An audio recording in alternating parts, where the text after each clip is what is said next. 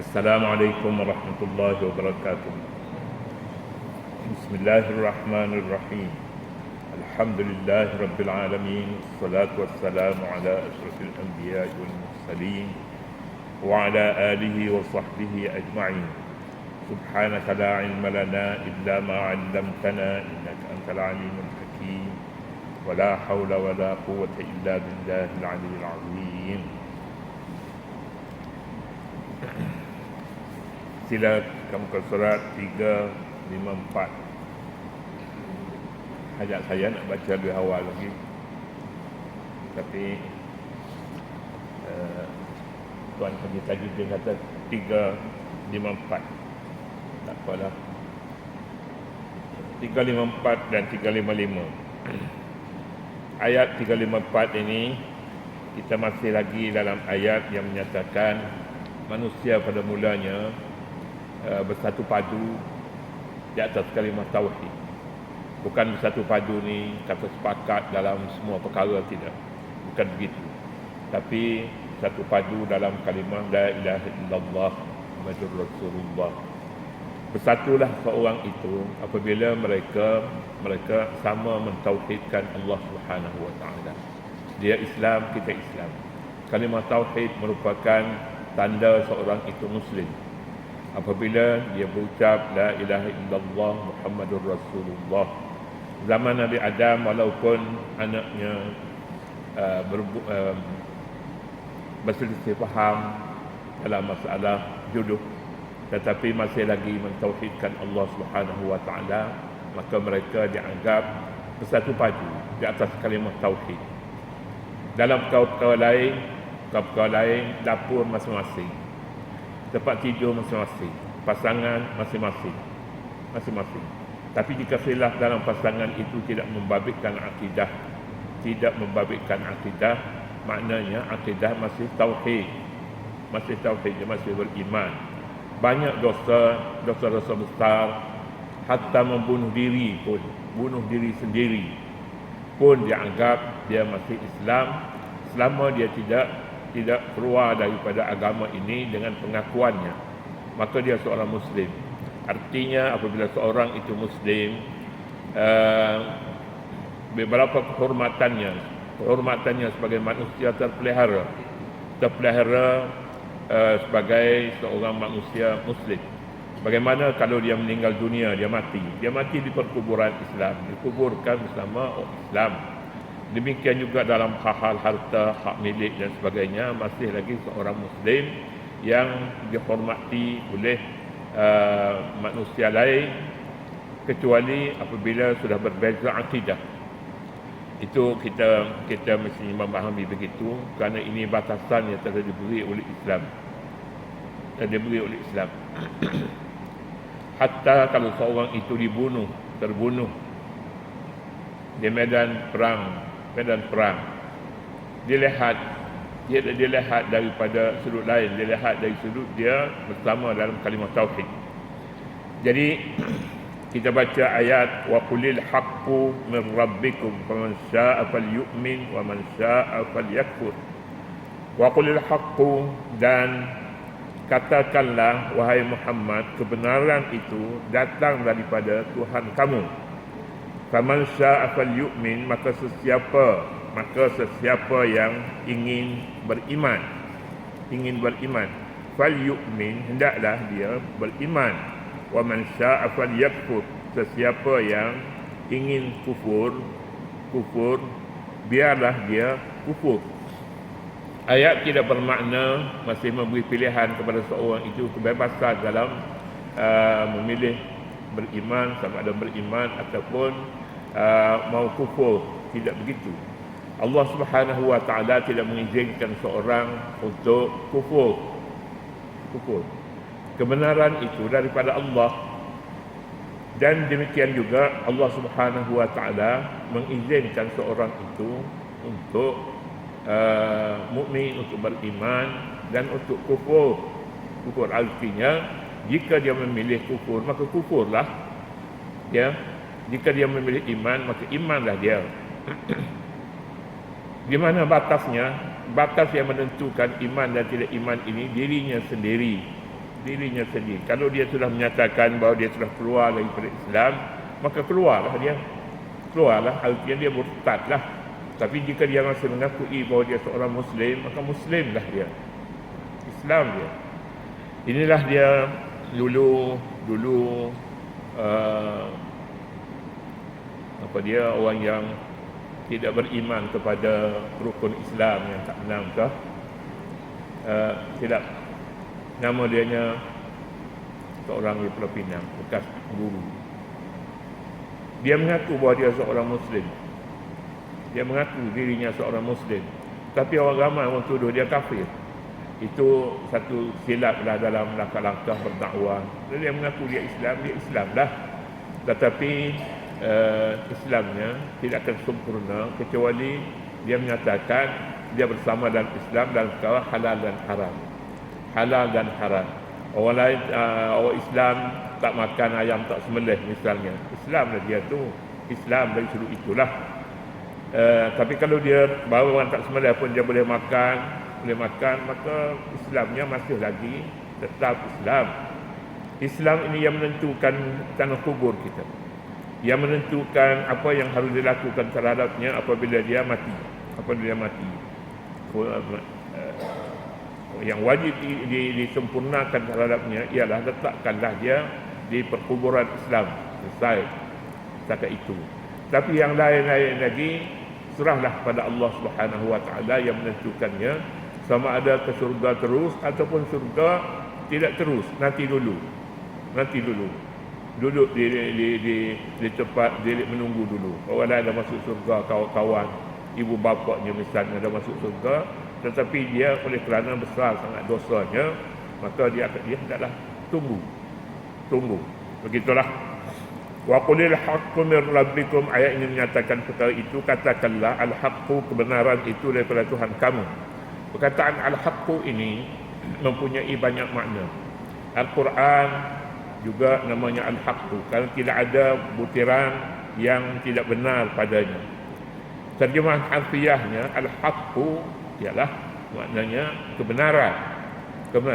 Salah satu daripada nama Tuhan al-haqqu yang 99, al-haqqul wakilu, al-wakilu, al-haqqu, ini nama Tuhan, nama Allah Subhanahu Wa Taala.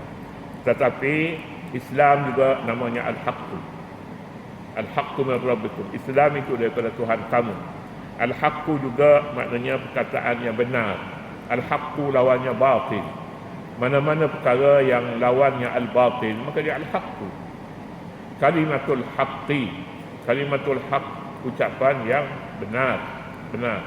Ucapan yang benar namanya al-haqqu.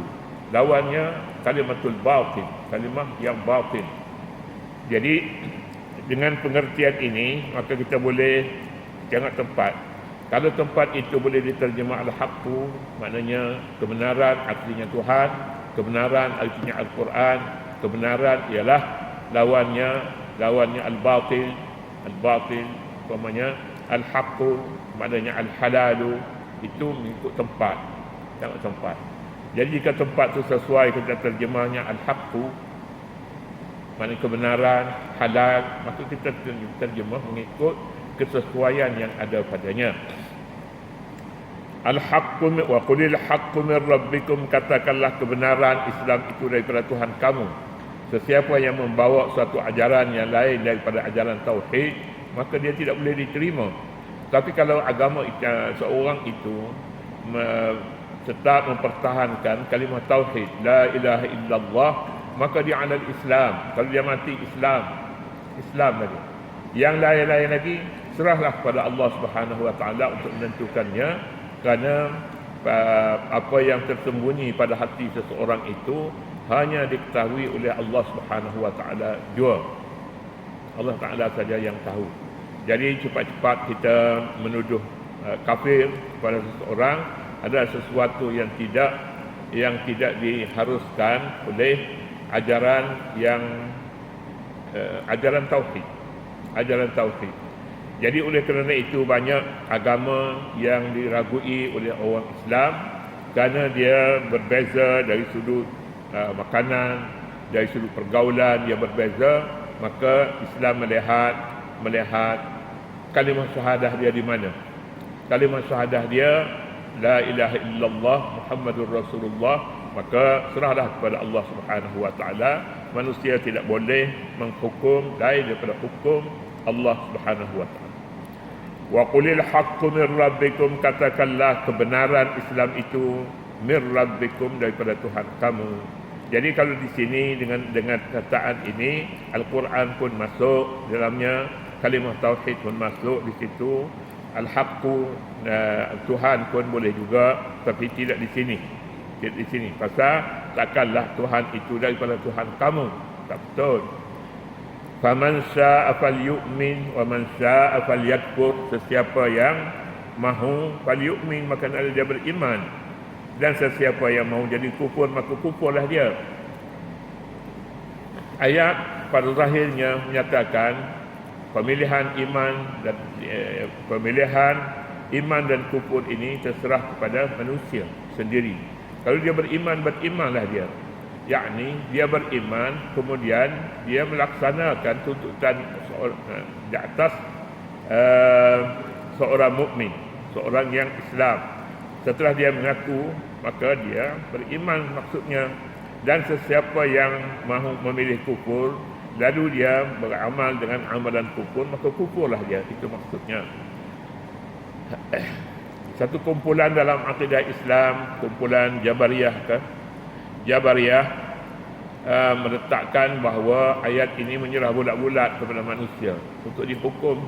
Hukum dia atas kehendak dia sendiri. Kalau dia kehendaknya mahu jadi mukmin, maka mukmin. Kalau dia mahu jadi kufur, maka jadi kufur.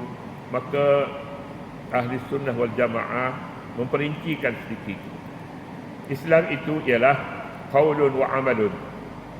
Qaulun wa amalun wa niyyatun. Islam itu ucapan, wa amalun, dan perbuatan. Kalau ucap saja perbuatan tidak, maka dia tidak akan diterima sebagai seorang Muslim. Sebab ucapan saya saja tidak memadai. Tidak memadai menurut ahli sunnah wal jamaah. Ucapan, qaulun wa fi'lun, dan perbuatan, wa niyyatun, dan ada niat. Kerana manusia ni kadang-kadang hatinya lain, ucapannya lain, perbuatannya lain. Niat dia ada niat untuk Islam, belum cukup kalau macam tu. Wa qulil haqqu mir rabbikum faman syaa'a falyu'min wa man syaa'a falyakfur. Sesiapa yang mahu, maka hendaklah dia beriman, jadi mukmin. Sesiapa yang mahu jadi kufur, maka kufur. Dalam akidah Islam meletakkan masyiah ini masih dipegang oleh manusia, oleh Allah Subhanahu wa taala. Wa ma tasyauna illa an yasha Allah. Apa yang kamu mahu tidak akan berlaku kecuali Allah Subhanahu wa taala izin. Kalau Allah Taala izin padanya, maka dia jadi seperti mana yang dia akukan, yang dia peratukan. Jadi dengan itu orang lain tidak boleh menghukum, tapi Allah sahaja yang boleh menghukum seseorang itu. Boleh menghukum. Tidak mempunyai khilaf di antara ahli-ahli agama bahawa perkataan tauhid itu adalah perkataan yang menentukan seorang itu sama ada Muslim ataupun tidak Muslim, iaitu mengaku beriman, kemudiannya dengan pilihannya sendiri, dengan pilihan hatinya sendiri. Kemudian tafsir dan inzar uslub dakwah. Tafsir maknanya menyampaikan berita gembira. Bukan hanya berita, tapi bercakap itu bercakap dengan perkataan-perkataan yang tidak melukakan hati orang lain. Namanya tafsir. Kemudiannya inzar maknanya menakutkan. Kita bercakap sesuatu yang menakutkan orang, maknanya inzar. Dua ni uslub dakwah. Uslub makna gaya orang berdakwah ini ada tempatnya uslub, tempatnya tafsir, dan ada tempatnya pula inzar. Inzar maknanya menakutkannya, menakut. Wujudnya hari kiamat dan ada balasan dosa dan pahala, ada itu. Inzar pun ada, tafsir pun ada. Tafsir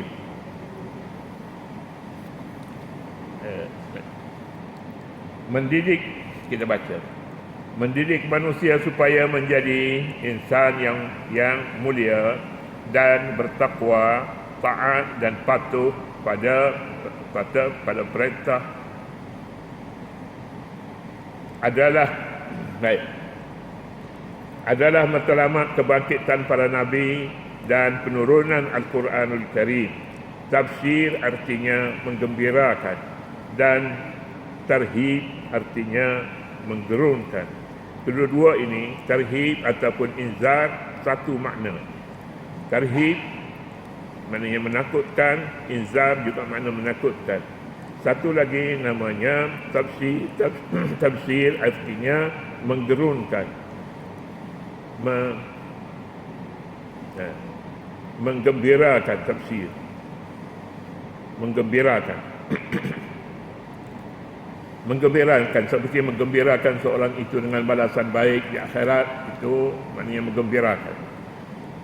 Tarhib menakutkan, neraka misalnya, memberitahu adanya neraka sebagai balasan kepada orang yang melanggar perintah Allah dan tidak taat kepadanya. Maka uslub dakwah akan menyatakan bahawa pada peringkat itu tarhib boleh dipakai dan tafsir juga boleh dipakai. Kadang-kadang manusia ini tak cukup dengan tafsir, tapi mahu tarhib. Tak cukup dengan menyatakan kesediaan surga kepada mereka yang taat kepada Allah. Tak cukup, mahulah satu lagi dipakai tarhib. Misalnya lah, ini pun dipakai dalam uslub mendidik anak-anak. Anak-anak jika dia berbuat sesuatu yang baik, mentaati perintah Allah dengan nasihat ibu bapa, maka boleh dipuji. Dan jika perlu boleh diberikan kepadanya sedikit hadiah sebagai menghargai atas sikapnya yang mulia. Tetapi jika dia selalu melanggar perintah, tak semayang, Al-Quranul Karim, hadis Nabi menyatakan fadribuhu. Hendaklah kamu pukul dia. Ghaira mubarrihin, tetapi jangan pulaknya melukakan. Pukul. Macam mana pukul dia tidak melukakan? Pukul dengan kain, pukul dengan bantal, pukul dengan apa-apa pun, jangan melukakan. Kerana melukakan itu artinya membinasakan. Seorang bapa mendidik anaknya dengan rotan, umpamanya. Rotan boleh melukakan. Jadi dengan itu rotan bukan satu pendidikan yang boleh diterima secara umumnya. Tetapi hatta sebatan terhadap orang yang boleh disebat, hukumnya boleh disebat, hendaklah disebat dengan ringan. Sekira-kira seorang yang meletak bukunya di bawah ketiaknya, kemudian bila dia angkat tak jatuh buku itu, angkat nak sebat tak jatuh, inilah dia sebatan di dalam Islam. Adapun sebatan yang melukakan, dia kena 2 kali sebat, demam umpamanya, ini bukan tidak diizinkan. Sebatan ini membinasakan, malah sebat boleh mematikan jika sebatan itu lain daripada yang dikatakan oleh Islam fadribuhu. Wa in khiftum wa in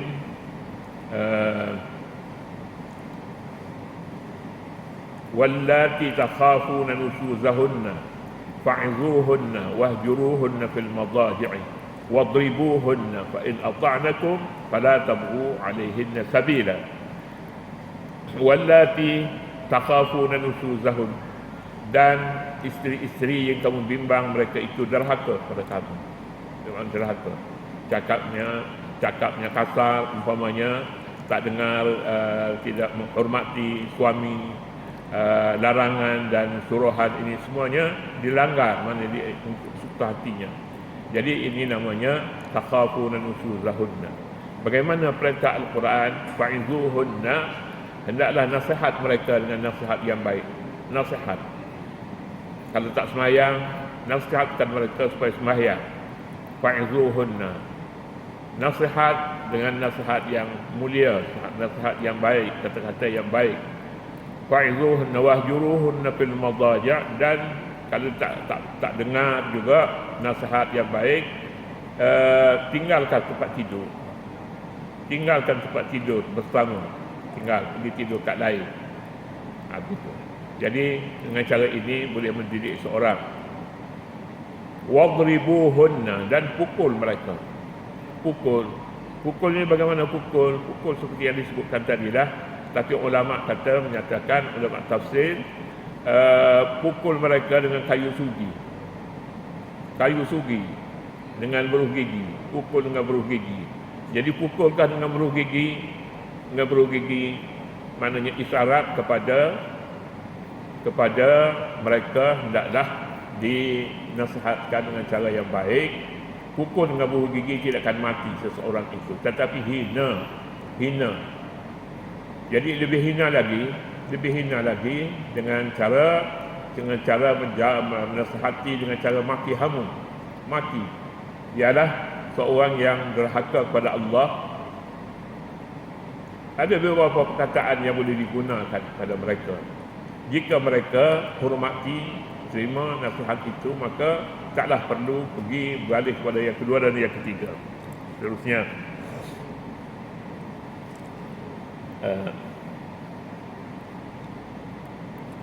kedua-duanya tafsir dan inzar dan tafsir, keduanya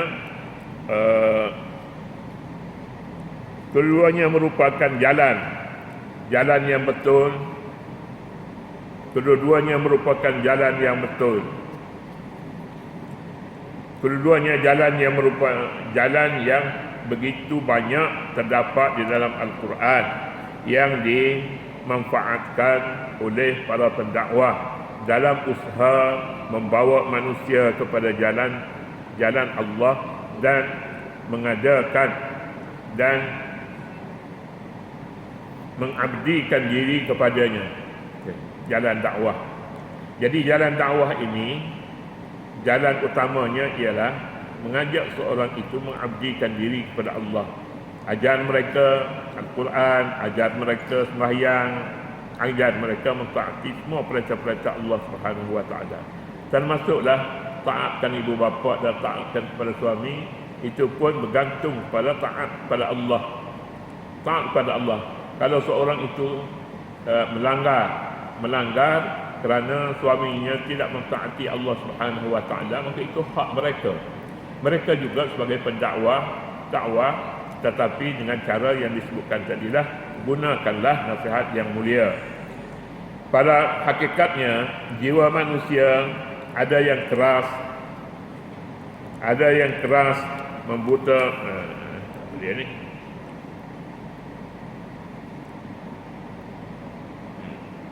Pada hakikatnya jiwa manusia ada yang keras membatu, tidak mudah terpaut jika diseru dengan kekerasan, dan ada jiwa yang lembut dan tidak perlu lagi kepada kekerasan. Tetapi ada juga yang sebaliknya. Pendakwah sepatutnya memahami suasana dan bijak membaca jiwa seseorang yang bakal didekati dan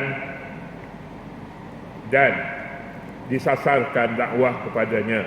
Ini terserah kepada pendakwah lah, dia membaca sendiri bagaimana keadaan orang ni, orang keras hati lain dengan orang yang lembut hatinya. Kalau kita ajak dia pergi ke masjid, dia kata dia menerima, cukuplah, itu namanya hati orang yang lembut. Tetapi kalau kita ajak dia maki, itu lain cara untuk mendekati mereka. Al-Quranul Karim kerap menggunakan uslub targhib. Targhib artinya merangsang. Apabila mengajak manusia kembali kepada kebenaran, kadang-kadang dirangsang dengan nikmat di dunia, dan kadang-kadang dengan nikmat di akhirat. Sebagai contoh, walau annahum aqamut Taurat wal Injil. Maksud apa? Maksudnya orang ni dia ada setengahnya hatinya lembut, setengahnya hatinya keras, dan ada setengahnya pulanya orang yang sederhana. Dia tengok orang dulu. Kalau orang punya tangan kakinya lebih cepat daripada mulutnya, dia nak bertemu dengan seorang itu, dia menggunakan kekuatan misalnya untuk berdakwah. Islam menolak perkara yang seumpama itu. Ayat yang berikut, walau annahum aqamut tawrata wal injila, hinggalah seterusnya, itu panduan Al-Quranul Karim dalam dakwah. Jadi sama-samalah kita mengikuti uslub Al-Quranul Karim apabila mengajak seorang kembali kepada kebenaran. Kebenaran ini bukan nafsu, bukan nafsu, tetapi kitab suci Al-Quranul Karim menentukan benar ataupun salahnya sesuatu perbuatan. Jadi itulah dia yang Islam memperkatakan, Al-Quran memperkatakan tentang dakwah dan uslub dakwah yang tentunya baik dan berguna kepada manusia. Malah inilah dia undang-undang, kitab undang-undang bagi Islam. Sebelum daripada menyebarkan Islam ini kepada orang ramai, biarlah mereka nampak Islam itu cantik, bersih. Tapi kalau orang nampak Islam itu kasar, Islam ini suka bertelagah dengan orang, maka Islam itu perlu diperbaiki, kerana Islam tidak mengajar begitu kepada seseorang. Sekian dulu untuk pagi ini. Mudah-mudahan kita dapat mengamalkan ajaran ini dengan baik.